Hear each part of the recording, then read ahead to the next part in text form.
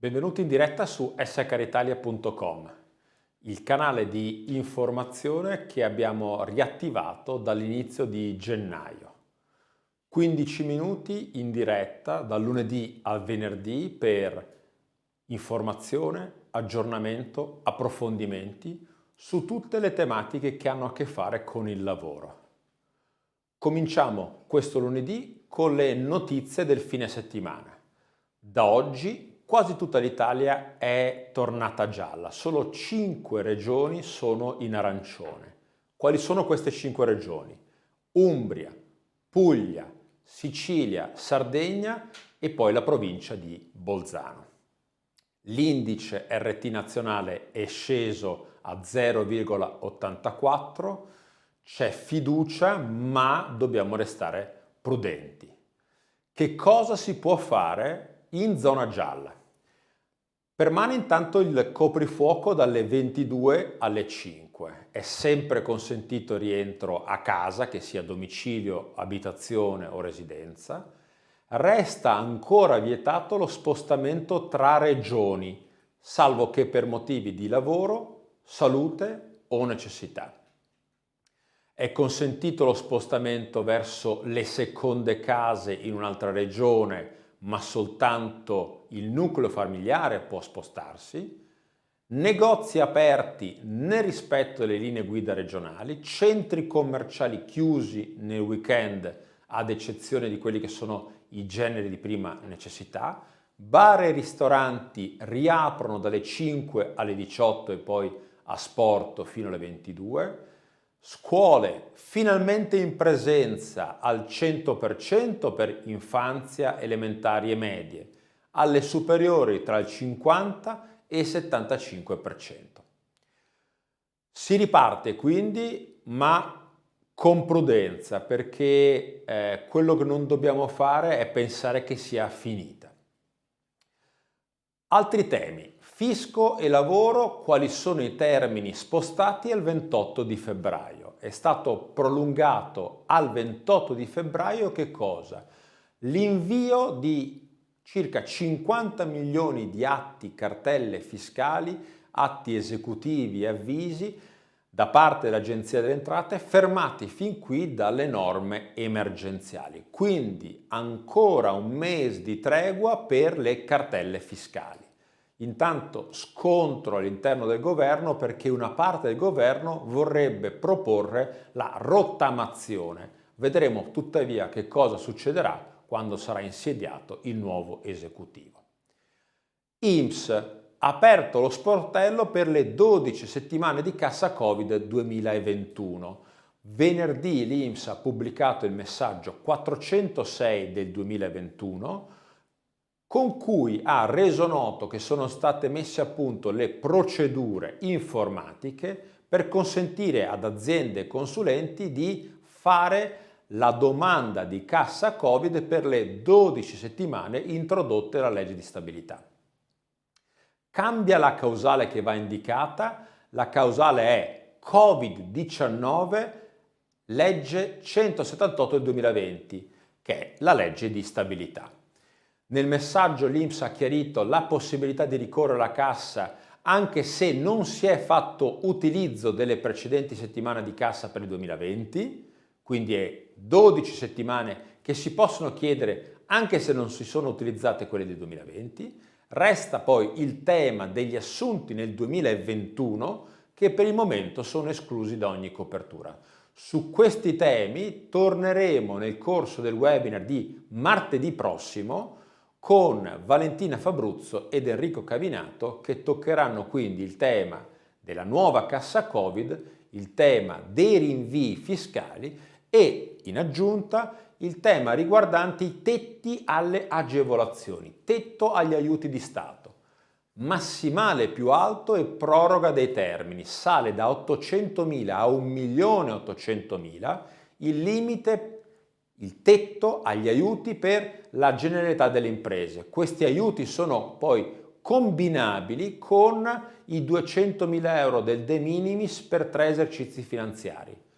Prorogati anche i termini del Temporary Framework dell'Unione Europea, non terminerà più il 30 di giugno ma il 31 di dicembre. Resta da chiarire se l'esenzione riguardi, o meglio dentro il tetto vi sia da ricomprendere anche l'esenzione IRAP.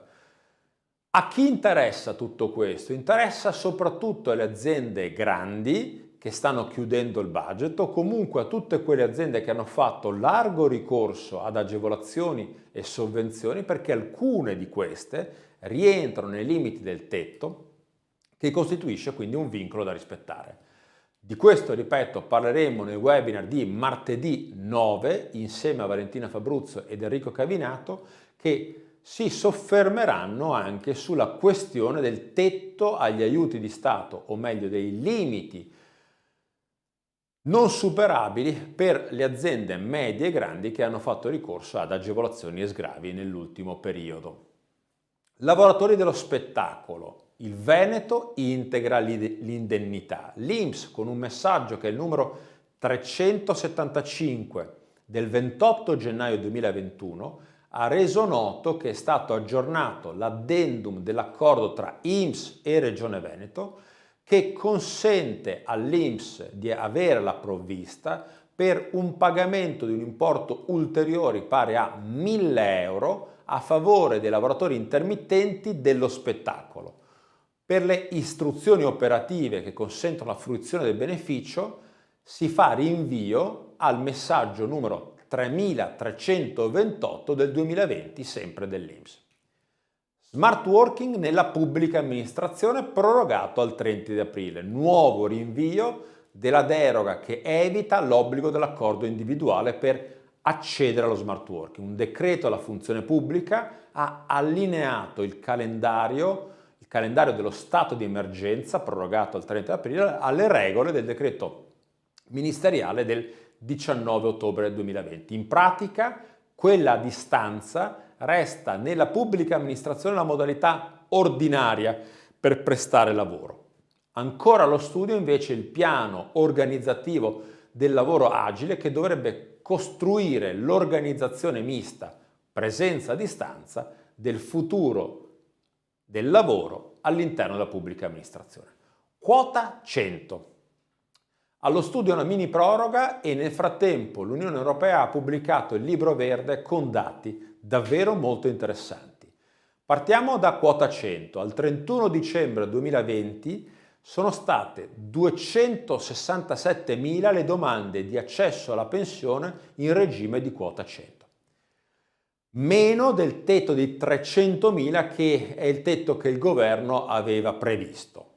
Questo comunque è l'ultimo anno di quota 100 e poi scatterà lo scalone perché varranno per tutti le regole ordinarie, quindi 67 più 20 anziché 62 più 38 oppure 41 o 42 anni di versamenti contributivi.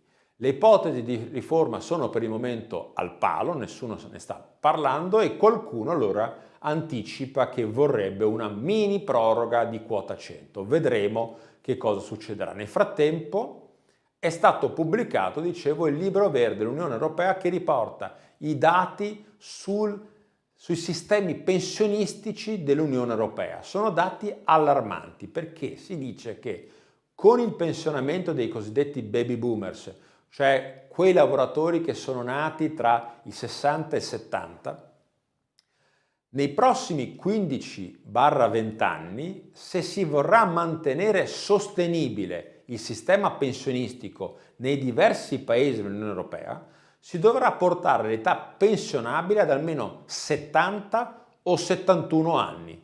Solo in 3 paesi dell'Unione Europea si potrebbe andare in pensione prima dei 70 anni: Malta, Ungheria e Svezia. Questo è chiaramente un tema enorme. Un tema enorme perché impatta sulla sostenibilità economica dei sistemi previdenziali in Italia, ma non solo, abbiamo capito, e allunga l'orizzonte lavorativo per tanti di noi che prima dei 70 anni non potranno andare in pensione. Quindi c'è il grande tema della sostenibilità e dall'altro della impiegabilità delle persone che lavorano fino a 70 anni. sarà uno dei temi chiave, anzi il tema chiave dei prossimi anni. Parità di genere. BNL, prima donna amministratore delegato, prima donna al comando, e nel contempo partono le campagne Half of It e We Love Equality. Dopo 22 anni Luigi Abete lascia la presidenza della BNL, ma non è questa la notizia più importante. La banca per la prima volta ha scelto un amministratore delegato donna ed è Elena Patrizia Goitini. È una notizia importante nel percorso ancora lungo verso la parità di genere. Ieri intanto in un webinar sul Corriere.it è stato presentato il manifesto Donne per la Salvezza nell'ambito di un programma, di una campagna partita ai primi di dicembre per riportare le donne al centro dell'agenda del Paese, in particolare in questo momento storico. www.halfofit.it è il sito da andarsi a guardare. E da un punto di vista lavoristico il tema è quello delle misure per eliminare progressivamente ogni differenza di genere, in particolare sul lato retributivo per tutti i livelli professionali. Anche noi di We Legal abbiamo deciso di partire da questo tema per iniziare a mettere giù una tessera dopo l'altra e costruire un piano di azioni concrete per declinare i valori che abbiamo scritto nella nostra Carta del Lavoro. We Love Equality è il titolo della campagna che sarà seguita da Elisa Pavanello, socia di We Legal, promotrice del progetto, campagna che sarà presentata nel corso del Clubhouse di mercoledì 17 febbraio e che vedrà per 3 settimane fino ai primi di marzo, fino all'8 marzo, tutti i giorni dedicare un momento di approfondimento ai temi del gender pay gap e della equità e della eguaglianza di genere. È un impegno che ci vogliamo prendere per provare a trasformare quelle che sono delle parole in azioni concrete. Finiamo con l'invito a curiosare, entrare dentro il mondo delle nostre Master Series. La prima Master Series è dedicata a un tema che è un tema must have, un tema che riguarda competenze che ciascuno di noi dovrebbe avere, sia per la propria vita personale che nella vita professionale. Il tema della negoziazione, regole, punti di attenzione, metodo. Cosa sono queste Master Series? Sono delle serie, come una serie televisiva, divise in capitoli, 5 capitoli, in totale 45 minuti, su temi che sono temi chiave.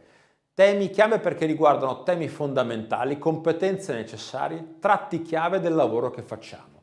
Il primo, dicevo, è dedicato al tema della negoziazione e in questa prima serie cercherò di raccontare, anzi vi racconto, che cosa ho imparato in 20 anni e più di lavoro in cui la negoziazione prima è stata una tecnica da apprendere. Dico sempre che negoziare è una tecnica, poi qualcuno è più bravo degli altri e quindi poi può diventare un'arte da esercitare, parte comunque importante del lavoro di tutti i giorni.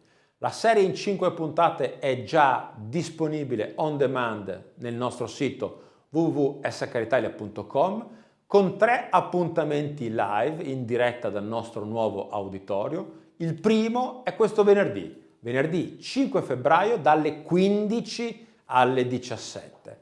Poi ce ne saranno altri. Chiudiamo con i prossimi webinar che si terranno la settimana prossima. Si partirà martedì con Cassa Covid per il 2021, agevolazioni, ristori, aiuti alle imprese, tutte le novità. Mercoledì invece l'approfondimento su pignoramenti e cessione del quinto, tutte le novità della fase emergenziale e infine giovedì orari agili, buoni pasto, riunioni brevi, ogni impresa ha il suo smart working. Questi i 3 webinar della settimana prossima, con questo abbiamo chiuso, vi ringraziamo, vi auguriamo una bellissima settimana e ci vediamo domani in diretta dalle 12 alle 12:15.